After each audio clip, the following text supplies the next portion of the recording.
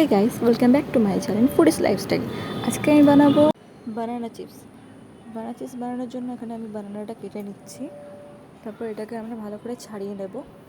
আর ছাড়িয়ে নেওয়ার পরে এরপর আমাদের যেটা লাগবে সেটা হলো, আমি একটা বাটিতে জল নিয়ে নিয়েছি। এতে অল্প নুন দেবো, অল্প হলুদ দেবো, ভালো করে মিক্স করে এটা আমি সাইডে রেখে দেবো, কারণ দরকার পড়বে এটা আমার পরে ইউজ করতে। তো আমার এটা রেডি। এরপর আমরা এক এক করে কেটে নেবো বানানাটাকে। আর তোমাদের নর্মালের থেকে বেশি ভালো হবে এইভাবে কাটাটা, বিকজ এটা পুরো সাইজে আসবে আর কোনো মোটা বা পাতলা কোনো ব্যাপার নেই। তোমার কাটা রেডি, দেখো কত সুন্দর কাটা হয়েছে। এরপর কড়াই তেল দেওয়ার পর তেলটা ভালো করে গরম হয়ে গেলে আমরা একটু করে চিপসটা দিয়ে দেবো। আর সবটা দেবো না, অল্প চিপস দেবো, যাতে চিপসটা আরও ভালো করে ভাজাটা হয়। বেশি দিলে চিপসটা জড়িয়ে যাবে আর চিপসটা হবে না।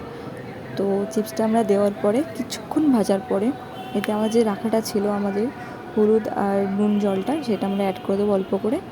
আর দেখো কত সুন্দর ভাজা হচ্ছে। তো অল্প এখানে অ্যাড করবে, বেশি অ্যাড করবে না, তাহলে জিনিসটা ভালো হবে না।